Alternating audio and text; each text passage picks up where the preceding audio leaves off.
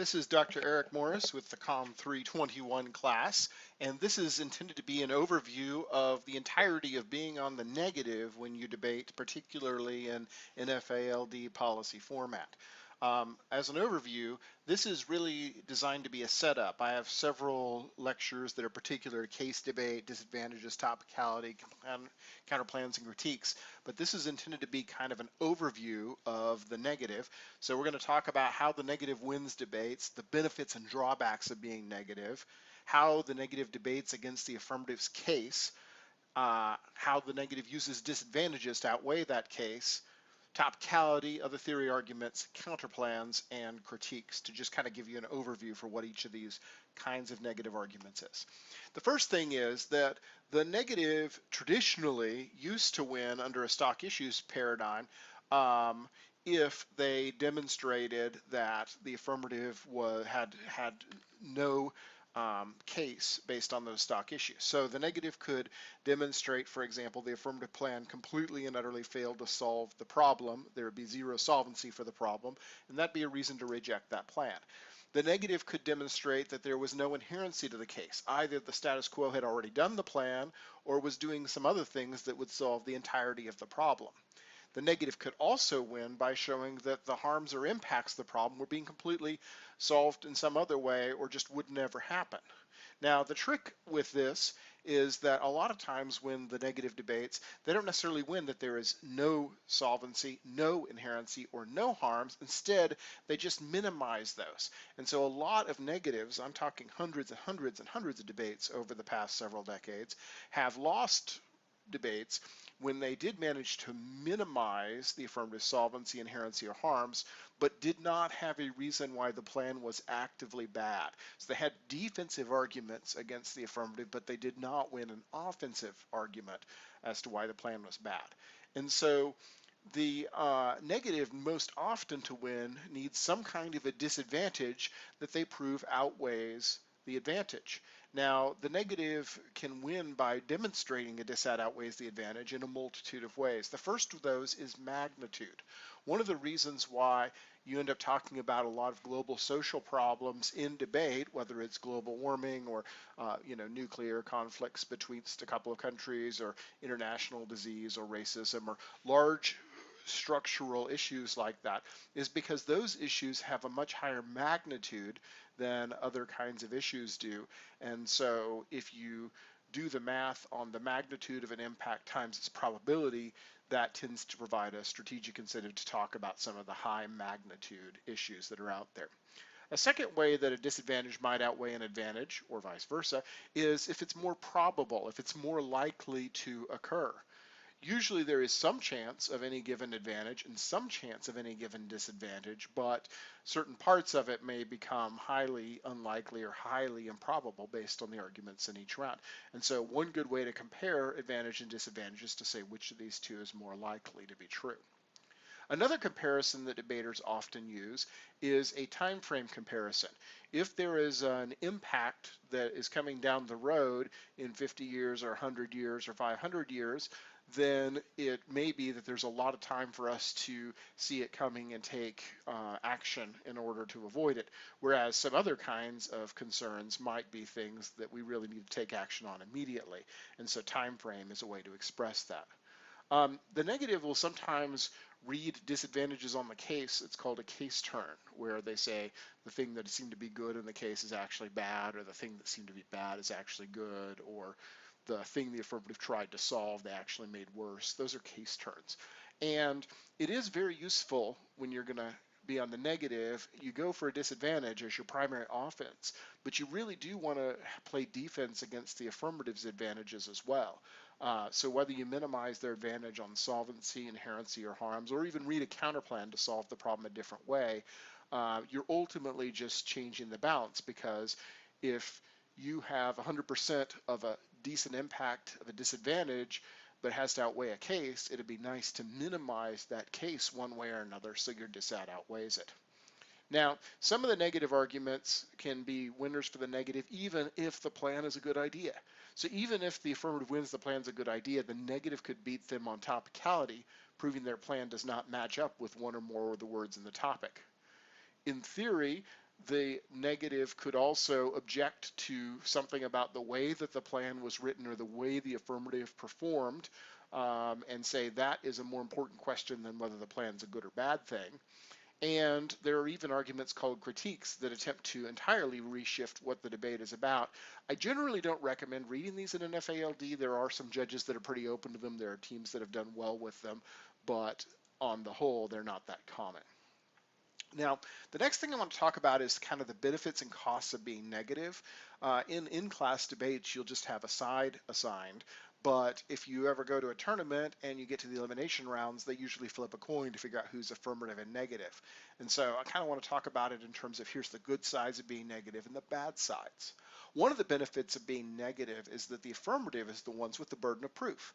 And so it's their job to demonstrate that the current system is messed up and that their plan is better. They don't have to prove that beyond a reasonable doubt or anything, but they definitely need to provide good evidence and good reasons to suggest that we need to change policy. And so the burden of proof rests generally with the affirmative as opposed to the negative. The corollary to that is that the negative gets something that's called presumption. Presumption is the common sense statement, if it ain't broke, don't fix it. It kind of says we ought to assume that our current policies should remain in place unless somebody proves that they shouldn't remain in place. And so just as the affirmative gets the burden of proof, the negative gets presumption, and presumption usually favors the status quo. Now, you could write an affirmative case that tried to steal presumption, saying maybe that like the current policy is pretty good, but we just passed a change that wasn't really well thought through, and we need to reverse that before it gets implemented. There are some weird things that can be done with this, but largely presumption is an argument that favors the negative. The negative also benefits from speech times. Now, they only get 2 speeches, and the affirmative gets 3, but their speeches are longer. And specifically in NFALD, the affirmative's last speech, the 2AR, is only 3 minutes. But the negative gets 7 and 6-minute speeches, so they have a lot of time to get into the sticks and deep and detailed, and it's hard for the affirmative to match that level of detail. That also means that the negative can present multiple arguments that they're constructive and then get rid of some of those arguments and kind of focus the debate on the things where they think they're winning the most in their rebuttal, which is the NR. And then finally, judges tend to expect a lot of details from the affirmative about what their plan is or how it works and what exactly is going on. And so a lot of times if the judge is confused, that tends to favor the negative. Not that you should try and confuse the judge, but judges are confused sometimes, and that's a great benefit of being negative, is you usually benefit from that. There are drawbacks to being negative. The affirmative gets to speak first, they get to speak last. There may be 20 or 30 different cases under the resolution that they could have read, and they pick which case, they pick what their plan text does, they write their plan text. Those are huge benefits for the affirmative. And then the other thing that's kind of a drawback to being negative is that some of the strategies I'm going to talk about here, counterplans and critiques, they are not really widely accepted in all rounds of NFALD, and so to some degree negatives are fighting with one hand tied behind their back because some of the most powerful negative strategies are not the easiest ones for them to deploy. Okay, so one of the first things that the negative does is they need to debate against the affirmative's case. I'm imagining the affirmative's got a 6-minute case. Most of that case is one or more advantages that will stem from the passage of the plan. And to attack the case, it's useful to think about stock issues. Even if stock issues aren't voting issues, they're still places where debates occur. And so the negative ought to engage the affirmative's case at the level of solvency, inherency, and harm reduction at minimum. You don't necessarily need to treat these 3 areas as equal. Some cases will be more vulnerable to solvency attacks, others more vulnerable to harm reduction or inherency attacks. If the negative is attacking solvency, they're claiming the plan doesn't lead to the advantage, it doesn't solve the problem. And if you win that they don't do anything and achieve nothing, that's probably a voting issue. But a lot of times you sort of win that they don't solve all of the problem or they don't address many of the alternative causes. And so that's kind of a defensive argument, but it really is just one piece of the negative strategy. So sometimes the negatives will attack by saying, here's alternative causes, especially alternative causes to your actual impacts. Now, maybe you've got a great case and it's got really good evidence about how police should use body cameras etc. But the terminal impact to it isn't just police abuse, it's racism more generally. And there's a lot of alternative causes to racism, structural racism, such as housing and employment discrimination, and kind of the way that people internalize social norms, etc. So it'd be easy for the negative to say, here's like all the real causes of this, and you don't address most of those, so your plan doesn't solve for the entirety of the impact. It doesn't solve for most of it.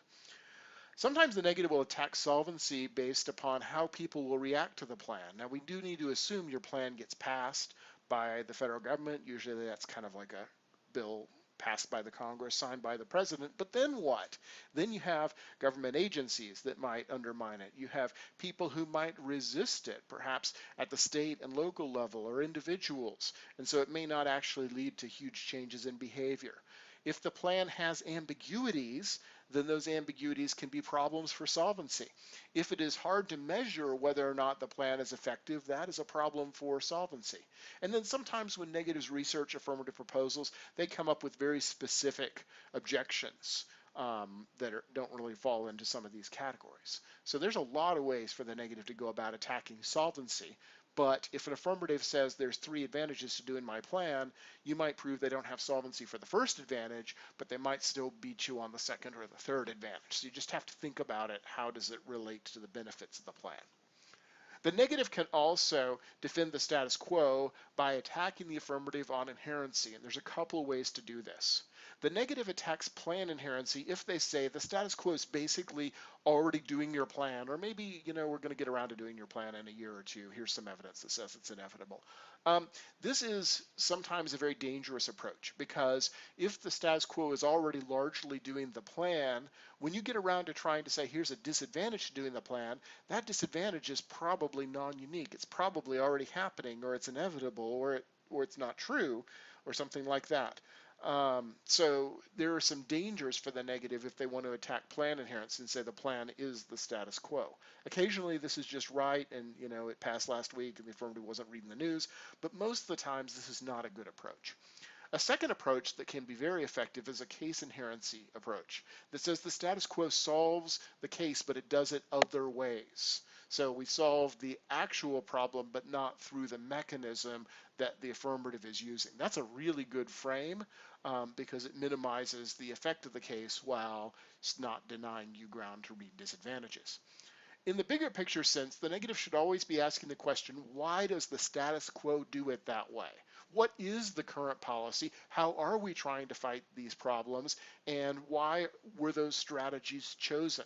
If you figure out why we're doing the things we're doing, you're going to find a lot of good strategies from that kind of work. The negative could also try and minimize the harms.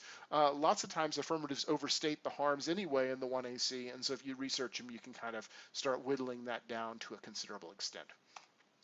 However, those are just defensive ways that you can debate the case that minimize the effect of the case, make it easier for a dissad to outweigh it. You can actually make offensive arguments against the case as well. There are teams that can win just on case side arguments because those case side arguments are offensive.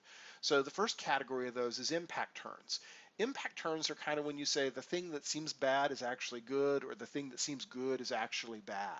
So the affirmative case says we're going to shore up the U.S. standing in the world, our leadership, our hegemony, and the negative says, well, actually, if we did that, then we would lead the world into doing all the wrong things, and we need to kind of get out of the way and let China rise up because they've got the right solutions to problems, whereas we don't. So there's a bunch of ways you could say that hegemony is bad, as well as being good. Or if the affirmative is all about trying to improve the quality of the U.S. economy, the negative might object that increasing the economy leads to more conflict between nations, leads to shortages of resources, leads to environmental problems. And if the affirmative says, let's make trade fairer and freer and, kind of increase trade, again, there's environmental concerns to that, there's conflict risks associated with that, etc. So almost anything that could be claimed as an obvious good or bad can be explored from the other point of view, and that's a turn, an impact turn. And the reason that debaters really like these is that a lot of these are going to show up from topic after topic, because every single topic people are talking about U.S. leadership or the economy or trade. Now, You could also have the negative have a solvency turn, which is where you either say that the plan actually, the thing the plan's trying to solve, it actually makes it worse, or it shifts it somewhere else where it'll be harder to deal with. Those are solvency turns. Sometimes the negative has inherency turns, which basically say the status quo, the current system is going to solve this problem in a different way, and you trade off with that solution. Right now, there's a global approach to solving the problem, and when the United States goes unilaterally to solve it, it undermines that global approach.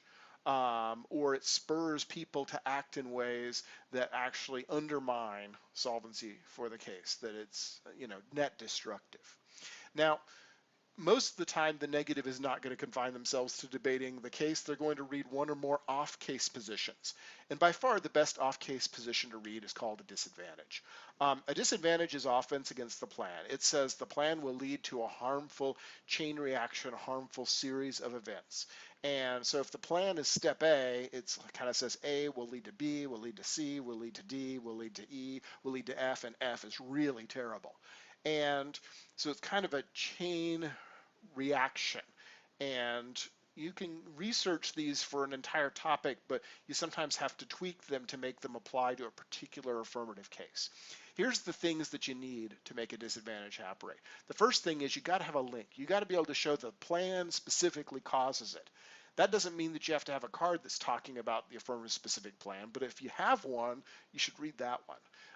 You might have cards that are more general to actions that would be topical under the topic. Generally restricting police powers causes this to happen. A second thing a disadvantage needs is uniqueness. The disadvantage needs to be able to persuade the judge that the plan will cause something to happen uniquely, as in that thing won't happen right now, it'll only happen if the plan is passed. So think about how does the plan cause it, but also how does the status quo avoid it, or potentially avoid it. Because you want to make sure the disad happens only with the plan and not inevitably. Threshold is, I said earlier that a disadvantage is A leads to B, leads to C, leads to D, leads to E, leads to F. But if A is not big enough to cause B, or B is not big enough to cause C, then you have a threshold problem. And so a lot of times the disadvantage actually has multiple steps along the way where one thing might not be big enough to kind of lead to the next thing, and you can have arguments about that, and those are threshold arguments. Finally, a disadvantage needs an impact. This is like affirmative harms. A lot of disadvantage impacts are big picture, global, social problem kinds of impacts. But the real important thing is that it needs to at least be on some level that is comparable to the affirmative, because if the affirmative's impact is 100,000 times bigger than the negative's impact, even if the negative wins their disadvantage and greatly minimizes the advantage, 1% of 100,000 still outweighs 1. So you have to kind of think about the impact to it. Now, the disadvantage is presented in the constructive and extended in the rebuttal, so we'll talk about those two things differently. In the constructive, all the parts of the disadvantage have to be there. It needs to have link, it needs to have uniqueness. Usually threshold's not its own card, but it's kind of built into it. It needs to have an impact. Maybe you're going to take out a general link and insert the most specific one to the plan if you've got a more specific one. But a lot of times in the constructive, it's built for efficiency.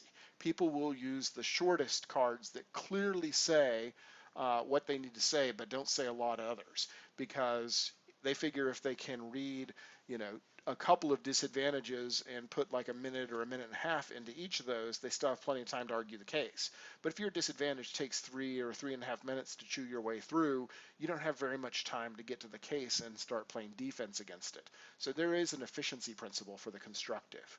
Now, in the rebuttal, the negative gets choice. They might have read 2 or 3 disadvantages. They don't have to go for all 3 of those. They can figure out which one they think is the most credible, which one the affirmative answered least effectively, and they'll focus their attention onto whatever gives them the best chance to win.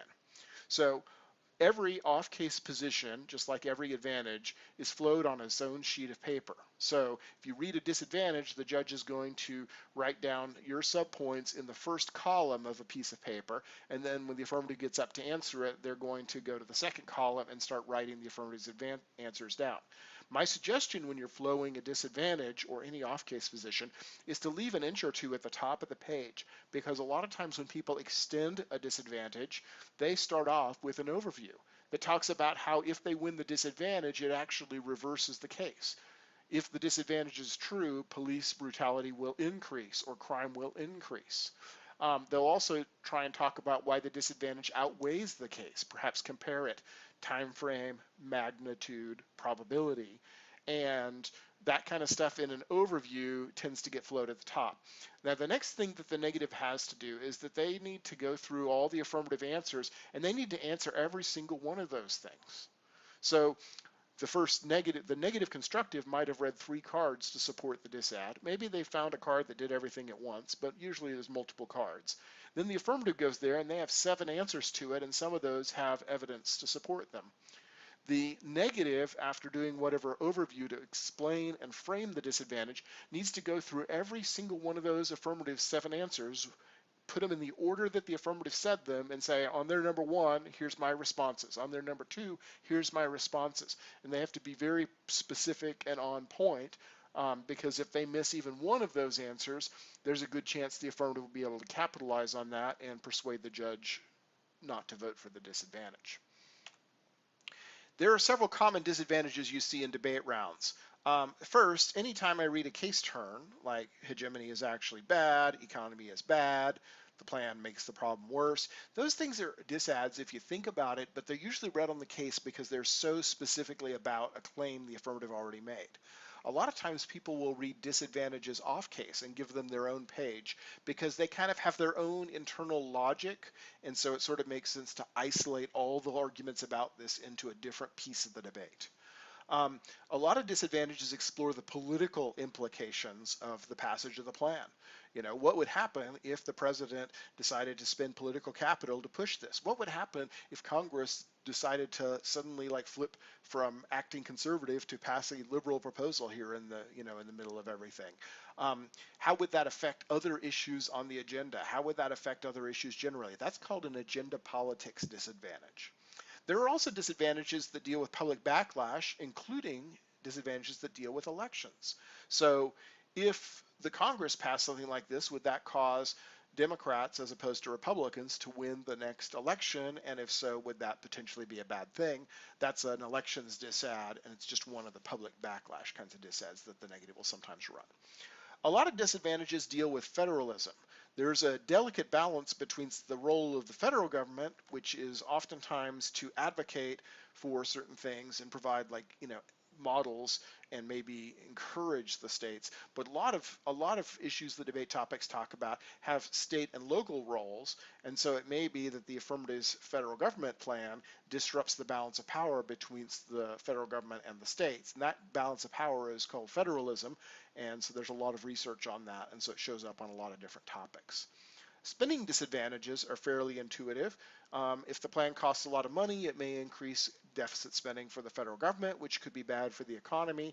It could also mean if Congress doesn't want to increase deficit spending, it might be that they cut other programs to offset the cost of the plan, and that's called a trade-off disadvantage, and lots of debates have been won on those as well.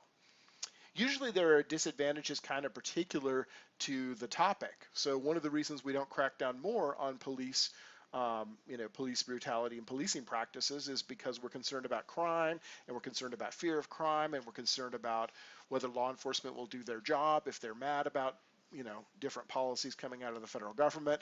So there's a little bit of a balancing act involved in that, and there's usually topic-specific disadvantages such as those. And then finally, the negative sometimes researches the affirmative plan specifically, and they figure out there's a good disadvantage to this particular proposal as well. Those are sometimes the best disadvantages, but it just varies by the case. Now, a second kind of argument that the negative might read off case, and this would be on its own page, is called topicality. And this is a procedural objection to the affirmative. It says that the affirmative plan, whether it's a good idea or not, should be rejected because it doesn't fall under the words of the topic. Well, to demonstrate that, the negative needs to hit dictionaries or specialized dictionaries or whatever, and they need to read definitions of actual words or phrases from the topic to show what those words or phrases mean. And a lot of times then they will interpret those words or phrases and draw a line and kind of say, if you do it this way, it's okay under the topic, but if you do it this way, it's not okay under the topic. So a lot of times the definition doesn't speak for itself. It kind of needs to be brought to life by an interpretation. So the negative will say, here's what this definition really means. The negative also needs to demonstrate a violation. They need to prove that the plan is outside of the topic. It's just kind of like a prosecutor having to prove that a defendant operated outside of the law in a criminal case. They also need to make arguments for why their interpretation and definition are the best ways to do it or are good interpretations. Because a lot of times what's going to happen is the negative will say, here's our definition, and the affirmative will be like, here's our definition, and so there'll be this dispute over which definition, which interpretation is better, and so the negative wants to get that going. And then finally, the negative needs to win that the affirmative being untopical is actually a voting issue, which with most judges it is, but there are times where affirmatives have won that they shouldn't lose just because their case is like a little bit untopical on this particular word or that word. Now, there's some other topicality terms that I want to mention that are out there. They rear up more some years than others. Extra topicality is when the affirmative plan does something that's topical, but it does something else also. So it takes additional actions that are not authorized by the topic. And so if the plan does 4 things and only 2 of those are topical, the affirmative probably shouldn't be winning because the other 2 are good ideas, and maybe they should lose because their plan wasn't written so that all parts of it were topical. Effects topicality is when the affirmative plan is not on face topical, but it sort of leads to a topical effect. So I could say, well, the federal government's going to give huge block grants to the states to deal with anything they want to deal with, and here's some evidence that says that they would improve their police oversight and training if they had a lot more money to spend, and so my plan is going to give them a lot more money to spend and thereby lead to something topical, but the plan itself doesn't require it that we spend the money on police. That's effects topicality. It's generally not a good thing to be topical only by effects, but sometimes the question is how remote is the effect really? I mean, if everybody in the literature base says this is the best way to address this issue, maybe it shouldn't be thought of as effects topical. A lot of times the affirmative will have a counter interpretation, maybe a counter definition. So both sides will have a definition, both sides will have an interpretation. And a lot of times you have to figure out which of those is the best. Now, the affirmative likes to say, hey, reasonability, we don't have to have the best interpretation, it just has to be that ours is reasonable. And the negative will often say, no, interpretations are competing. You have to pick which one is the best interpretation. So you need to look at advantages to our interpretation and disadds to theirs and have this miniature debate over which is the right definition to use. Sometimes the negative will even suggest a topical version of the affirmative and say, it's okay to talk about the thing you're talking about, but you needed to write your plan text differently. If you'd written it this way, it would be topical, but not the way that you actually wrote it. And then that proves that the fact that we should talk about the plan isn't a good enough reason, or the fact that we should talk about some of the issues the AF talks about isn't enough reason to accept the affirmative's interpretation of the topic. Now, whether topicality works or not depends a lot on the judge. There are some judges that find it to be an annoying kind of descent into definitions, but many judges in NFALD really like topicality. So, it is a fairly common strategy in NFALD debate. In NFALD debate, sometimes the negative will go for other theory arguments besides topicality, so like specification arguments. And on these arguments, they basically will say the affirmative isn't specific enough, they didn't write their plan the right way, you don't really know what it does, and you should reject it because of its ambiguity. So a specification argument will generally have an interpretation and say, here's what a plan has to do. They'll have a violation saying, here's why the plan didn't. They'll have a reason why their interpretation is good for debate, and they'll say why it ought to be a voting issue. And some specification arguments include things like agent specification. Does your plan get passed by Congress or the executive branch, which agency, etc. Enforcement specification. Who enforces it? How is it enforced? What do we do to make people comply with it? Funding. A lot of times plans would involve an offset of funds from somewhere else, but the affirmative doesn't often specify that. So the negative might say, well, they should have to. Grounds in this case, sometimes there are situations where the affirmative might advocate for the Supreme Court to make a different decision. And court decisions are based upon legal reasoning or legal grounds. So if the court sort of says we're going to rule you got to do this, but the plan doesn't say like by what logic they reach that, then there may be an argument that they're not specific enough.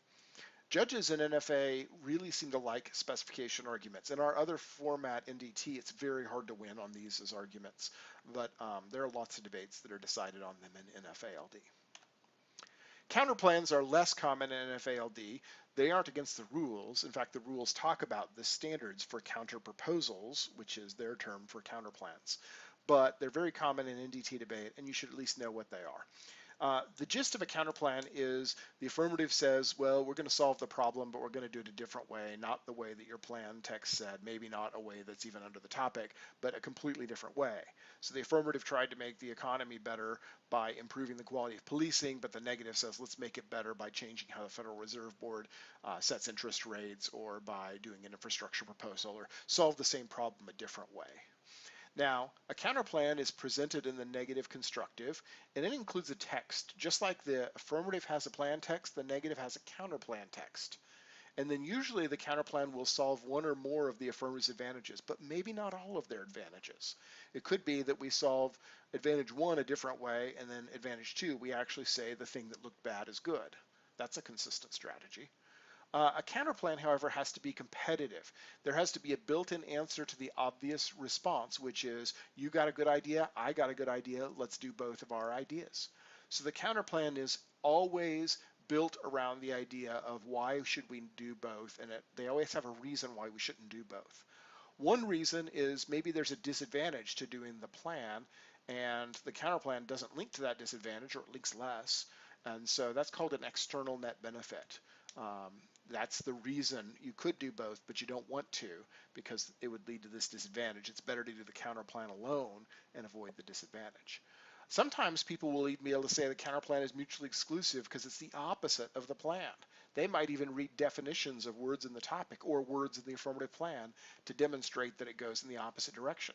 But if the affirmative says, right now there's body cameras in some jurisdictions for police, but not in others, maybe the affirmative says mandate that every single jurisdiction uses body cameras. The negative could counterplan and say mandate that no jurisdiction uses body cameras. That seems to be the opposite of the affirmative. There's sort of a forced choice there. That counterplan is probably competitive. Now, there's a couple of other lingo things for counterplans that start getting a little bit weird. The first one is just because the negative advances a counterplan doesn't mean that they fully advocate it for the whole debate. Many counterplans are introduced in ways that are called conditional, which means we don't have to extend this in the rebuttals, but we will if we decide to. And if the negative gets to make that call on their own decision, no matter what the AF says, that's conditionality. They could also be unconditional and say, we're going to advocate this no matter what. If you prove it's not competitive, then we'll probably just lose for trying, but we're going to advocate it no matter what. That's unconditionality. And a split the difference solution is dispositionality, where the negative says, we're going to advocate the counterplan, but if the affirmative makes an argument as to why it doesn't compete, or the affirmative makes an argument as to why the counterplan is not legitimate, we can concede that argument and then stop advocating it. That's dispositionality. Now, not every counterplan is seen as legitimate. Sometimes a counterplan just solves the advantage a different way. That's a great counterplan. But sometimes a counterplan uses a different process. So let's do the plan, but instead of having Congress pass it and the president sign it, let's have Congress pass it, the president veto it, Congress override the veto, and now it's law. That's called a process counterplan, and those are at least a little bit on the controversial side. You could have a counterplan where instead of having Congress pass it, we just have an executive agency interpret the current law to mean that, or have the courts do it instead of the Congress. That's called an agent counterplan, and there is a whole legitimacy question about those. A really questionable kind of counterplan would be a delay counterplan. Do the plan, but wait 6 months until this issue is, on the back burner, and then we'll do the plan at that point.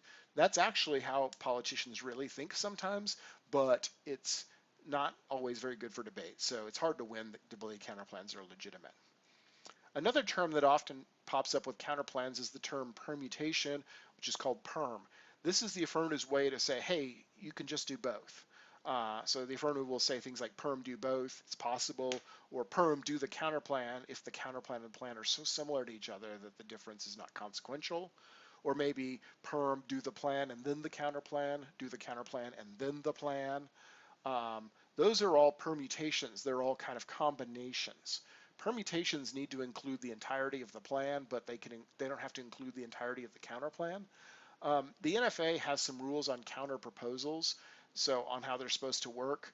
But the tricky thing with counterplans and NFA is that because they're not widely used, judges interpret them very differently, and it's hard to tell what they're going to think. In NDT, people use counterplans all the time, and so there's much more of a set standard for what it means to win on a counterplan. Finally, the critique. Now, this is its own lecture, and it is a big topic. But the gist of the critique is it's an argument that says instead of deciding whether the plan's good or bad, let's make this debate about something else that might be kind of related to the plan, but not about the plan's benefits and costs. So a critique is just kind of like an ideological or theoretical objection to something that the affirmative did or said. A critique has these parts in the constructive. It has a thesis. It always has like kind of a central argument. It needs to have a link to the affirmative. Maybe the affirmative used bad language in one of their taglines. Maybe one of their authors used the phrase ethnic conflict, and here's a critique that says you shouldn't use that phrase. Maybe there's an assumption behind the affirmative that is a questionable assumption. Maybe there's a whole problem with focusing on the topic area in general. It has to have the link to something the affirmative did. The critique also needs an impact because sometimes the critique has to outweigh or be weighed against the case. So most critiques will have impacts. And critiques will usually have an alternative, which is kind of like a counterplan, but maybe without a government agent. So the affirmative might be advocating that the government should pass this particular proposal, and the negative might be advocating that individuals should stop consuming electricity. Now, that's a little bit of an apples and orange comparison, but it would be the negative's job if they read a critique to convince the judge that the question that we're offering should be more important than the question the affirmative is offering. Here's some key terms that show up with critiques. The first one is permutations here. The affirmative will always say it's possible to do our plan and your alternative, especially if our plan is the government and your alternative is individuals. Sometimes they say, well, do our plan in this instance, but then do your alternative in other places, in places where it doesn't compete with the plan, on every other Thursday, just kind of any combination of the two that includes the plan is a permutation. A lot of times with critiques, people have prior questions. So they'll sort of say things like, questions of ontology or methodology are more important, or we ought to prioritize doing what's ethical and not doing things that are unethical. And whether the plan and the position of the affirmative is an ethical position is maybe more important than whether the plan leads to a good outcome. Sometimes the negative will say, when the judge signs their ballot affirmative or negative, the role of the ballot or the role of the judge isn't to just say plan good or bad, but to express an idea, express a concept. So if the negative team says that when you write the word negative on the ballot, that is your way of symbolically indicating that we ought to prioritize a struggle against capitalism or against racism, they've made a role of the ballot argument. And if the affirmative concedes that that's what the debate's about, then they probably are going to lose. Sometimes critiques don't even reject most or all of the plan. I've seen critique teams that sort of said you could do the plan, but don't do it for the reasons the affirmative has articulated. And now the rest of the advantages don't weigh against that because we do the plan, we just do it for a different reason in a different way. Framework is kind of a category of argument that basically says critiques shouldn't be part of debate, that mostly they're just disadvantages that aren't very unique, that you shouldn't get alternatives that aren't governmental action, that we should always get to weigh our advantage against it. All of those arguments kind of fall under the question of how the debate is structured, which we sometimes call framework arguments. And one framework argument is called judge choice.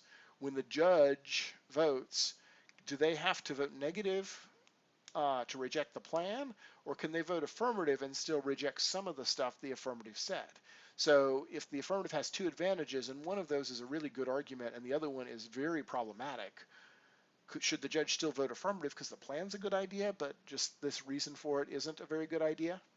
Now, NFA, like I mentioned, has rules on counterproposals, which perhaps would be complicated for critiques. At the same time, those rules are not always clearly used. And again, NFALD judges don't deal with this stuff very often, so the way that they're going to resolve any debate is a little bit less predictable. So this has been an overview of negative strategies. The negative not only should debate on case against the advantages, the affirmative reads, but should also consider reading off case positions. Disadvantages are awesome. Topicality arguments are awesome. Specification arguments might be effective. Counterplans and critiques might be effective, again, depending on who the judge is.